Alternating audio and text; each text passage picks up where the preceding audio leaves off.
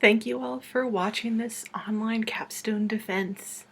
My name is Elizabeth Foss, and I'll be discussing my work researching the Jewish settlers in Deadwood, South Dakota.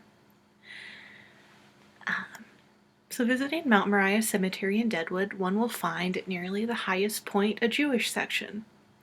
Throughout the cemetery, stones litter graves, and in the Jewish section, the rocks on the gravestones become more prevalent. Placing rocks on grave markers is a Jewish mourning custom, showing that the deceased are commemorated by the living. The act of placing stones on graves in Mount Moriah may have started with Jewish mourners, reflecting, in some small way, the legacy of the Deadwood Jewish community. Now, I would like to define a term on my title slide. Mikdash Mayat is Hebrew for a temple in miniature, a small sanctuary, or a little synagogue. Basically, all referring to a place of worship outside of a brick-and-mortar synagogue. This concept is especially important in examining Deadwood's Jewish community, as they did not have a physical brick-and-mortar synagogue. So, all observance had to take place in family homes or at rented venues in the town. Moving on.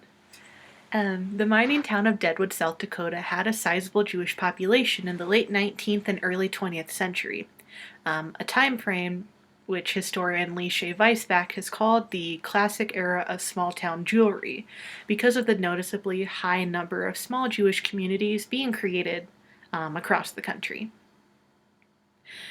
During the classic era of small-town Jewry, the Deadwood Jewish community was a fairly cohesive group that contributed to the town's overall stability. They took advantage of the freedom of mobility that the United States offered them as white individuals to travel out here. My study examines the Jewish community through their holiday observance, lay leadership, organizations, and to some extent their material culture, to show how Jews authenticated their identity in Deadwood. Looking at the broad history, in the diaspora, Jews created Mikdash Mayat in many places around the world. In the late 19th and early 20th century, nearly half the world's Jewish population relocated to the United States from Central and Eastern Europe, including parts of the Ottoman Empire. Many Jewish immigrants chose to settle in the Northeast, most prominently in New York City, but many also chose to move westward.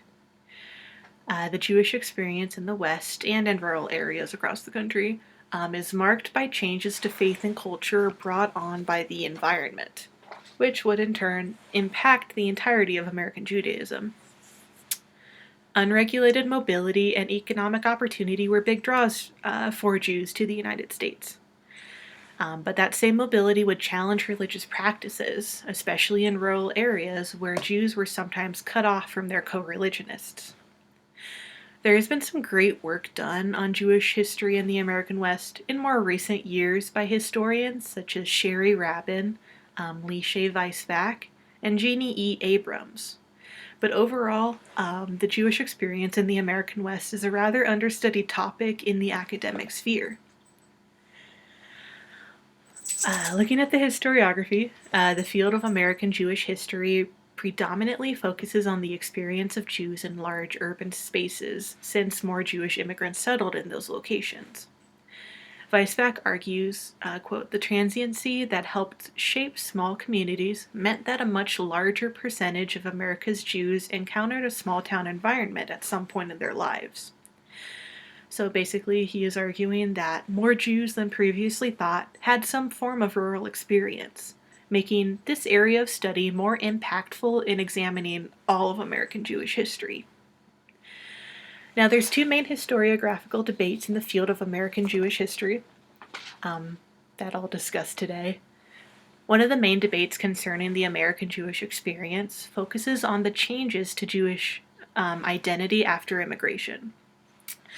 There are two major schools of thought on Jewish American identity change. On one side, some American Jewish historians argue that inevitable cultural assimilation led to a loss of a Jewish community identity. Historian Gerald Soren describes this assimilationist group as survivalists who thought that they would see the total absorption of the Jews into an undifferentiated American culture. The contrasting school of thought that Soren calls transformationists identify the changes to Jewish American identity as positive acculturation, holding the belief that the Jewish identity was flexible and tenacious enough to withstand the changes of Americanization. Many historians concerned with the Jewish experience in the West follow the transformationist line of thought. The second major contested aspect of Jewish American historiography is how Jewish groups are classified. Comparatively, more Jews from Eastern Europe immigrated than those from Western and Central Europe. So, historians often think of Jewish immigration as a distinctly German wave, then a distinctly Eastern European wave. The counter-argument to this school of thought, proposed most prominently by historian Hesea R. Diner, attempts to de-emphasize an all-German Jewish immigration contrasted to an all-Eastern European one. Instead, she opts to think of a century of migration beginning in the 1820s. Thinking of Jewish immigration as a century-long endeavor de-emphasizes the country of origin, and has been criticized by historians such as Jonathan Sarna as being oversimplistic, simplifying immigration trends too much. Generally, many Jewish American historians who focus on the West recognize immigrants' country of origin, such as Sherry Rabin and Weisbach's work in the field. But getting into Deadwood itself, the newspaper, the Daily Deadwood Pioneer Times, often reported on the Jewish community in town. Because the community did not have a brick-and-mortar synagogue, there are no institutional records, making this newspaper's reports key to further studying and understanding this group. But it must be mentioned that the newspaper has a limited scope. It was not written to be a definitive source on the activities of the Deadwood Jewish community by any means. Now, there was never a formal census counting the number of Jews in Deadwood. In the 19th century, there were a number of nationwide attempts at a Jewish census by organizations such as the Board of Delegates of American Israelites. These population surveys were primarily organized through institutional synagogues, focused on communities in the triple digits. So small communities such as Deadwood that did not have brick-and-mortar synagogue were often not included. But the newspaper does shed some light on this topic. In 1878, the Daily Deadwood Pioneer Times reported that at a Yom Kippur service, quote, Israelites to the number of 50 or 60 were in attendance. And that gives us a broad idea of the community in Deadwood's early years. At the 1911 Yom Kippur service, the newspaper reported 75 to 80 people assembled. So although no definitive count exists, it can be concluded that the Deadwood Jewish community constituted up to, if not more, 100 individuals in the late 19th and early 20th centuries. Now a bit about holiday observance. The Pioneer Times annually reported on the local observance of the high holidays, which include Rosh Hashanah, or the Jewish New Year, and Yom Kippur. For example, in 1905, the paper reported that the, quote, Jewish New Year was celebrated yesterday by services in the Oddfellows Hall, and the more pious Hebrews kept closed shop all day. Reported observances like these show the community's cohesion. Minor holiday observances were reported in the newspaper as well, such as the, quote, the Jewish Easter, referring to Pesach, the Feast of Purim, and Hanukkah. These reports were not as regular as the high holiday reports. But although the Pioneer Times did not often report on minor holidays such as these, it doesn't mean that the Jewish community did not observe them. It just shows one limitation of the newspaper in this context. Moving on, the Deadwood Jewish community included numerous members who contributed to the town's overall well-being. This includes running various shops in town. Although the Jewish population in Deadwood was never more than a minority, Jews owned and ran one-third of downtown businesses in the classic era of small-town jewelry. One example is Goldberg's Grocery, which was open in the town for more than 100 years.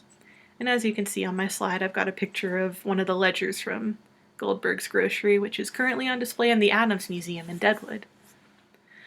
Jews were noted public servants in the town as well. For example, Nathan Franklin would serve as Deadwood's mayor for 2 terms. Nathan Coleman, a well-known lay leader for the Jewish community, acted as justice of the peace in the town for many years.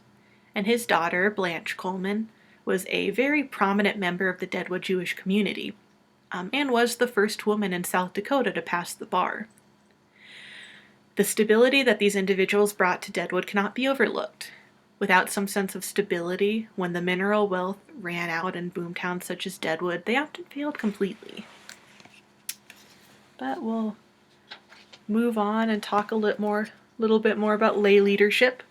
The lay leaders in Deadwood led holiday services, read funeral rites, wed couples, and generally served as a connection to the wider Jewish world through the perpetuation of tradition. When the Jewish community lacked a prominent lay leader, they would often call for formally trained rabbis to come to Deadwood for at least the high holidays. For example, in 1911, the Pioneer Times reported that, quote, the Black Hills Hebrew congregation has sent word to Waterloo, Iowa, for Rabbi Harry Kosberg to come to Deadwood for the high holidays. Now, the first prominent lay leader for Deadwood, as reported in the Pioneer Times, was L. Rubin. Rubin was first mentioned in an 1878 article reporting that he led Yom Kippur services for that year. He was reported to have officiated the wedding of Oscar Silver and Esther Lowenthal in 1882, and in 1883 he officiated the funeral service of Mrs. Pincus Cohen. Rubin is not buried in Mount Moriah Cemetery, and in the Daily Deadwood Pioneer Times after 1890, he is no longer mentioned in articles on Jewish services, so it can be assumed that the Rubin family left Deadwood around the late 1880s. This supports Weisbach's argument that these Jewish communities had a transient nature about them, that individuals were often leaving and new individuals coming into these communities. The next most prominent Deadwood lay leader was Nathan Coleman. He acted both as a leader for the Jewish community and the Gentile community in Deadwood. He was a justice of the peace for many years for Deadwood. His dual role speaks to the level of acceptance that the Gentile community had for the Jewish one of Deadwood. As lay leader, Coleman acted in much the same capacity as Rubin, officiating weddings, funeral services, and leading holiday services. Often in rural settings, Jewish cemetery associations were one of the first organizations to come about because of the particular rituals around death. For example, in mining towns comparable to Deadwood, such as Jackson and Placerville in California, cemeteries were the first Jewish organizations to come about. The Hebrew Cemetery Association was first mentioned in the Pioneer Times in 1896, organizing to, quote, acquire title to and approve that portion of Mount Moriah Cemetery, which was set apart as a burial place for the Hebrews. Before 1896, there was most likely an informal Jewish section in Mount Moriah, since the newspaper report references one in 1880. In an article in 1880, it was reported that an infant child of L. Rubin died and was buried in the Hebrew cemetery. Now in 1893, lay leader and Judge Coleman organized a meeting for the Hebrew Benefit Society. This is one of the first mentions of a general Jewish organization reported in the Pioneer Times. After Coleman's death, this group reorganized as the Black Hills Hebrew Congregation. The Pioneer Times reports that the Black Hills Hebrew congregation organized a Sunday Shabbat school to meet in the Deadwood Public Library. The paper notes that, quote, the Shabbat school is being very well attended, quote, by both adults and children. In hosting these classes on Sunday rather than on Saturday, the Deadwood Jewish community illustrates a conformity to Gentile norm, following the Christian Sabbath.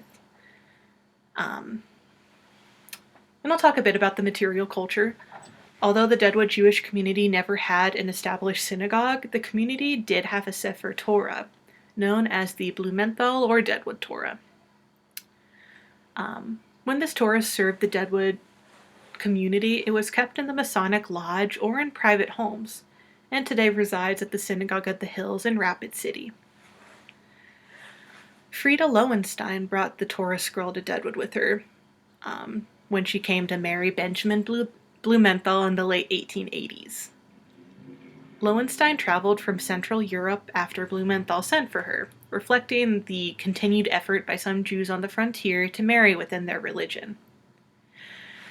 Ritual objects such as Torah scrolls were difficult for smaller Jewish communities in the West to obtain, making it unusual for Deadwood's Jewish community to have its own Torah scroll when it lacked a brick-and-mortar synagogue.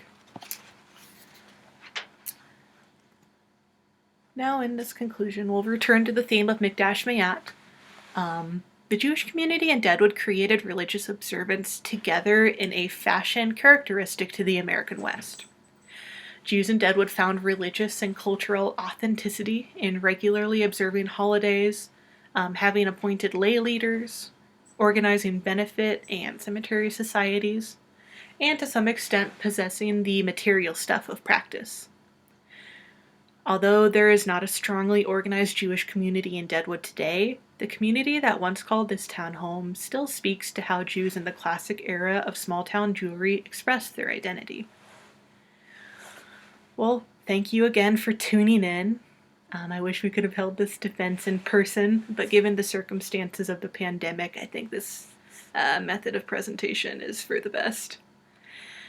Just in closing, I wanted to thank my mentor, Dr. Jason Daniels, for guiding me through this research process and helping me put this paper together. And of course, my two readers as well, Professor Kelly Kirk and Dr. Sonia Pagel. I really appreciate all the feedback they offered. I wish you all the best. Thanks for watching again. And I hope my cat wasn't too loud in the background.